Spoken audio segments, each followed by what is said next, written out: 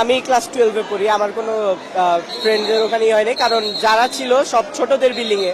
ওখানে ক্লাস হয় ক্লাস 6 থেকে সম্ভবত 5ও হয়, 5, 7, 6, 7, 8 পর্যন্ত।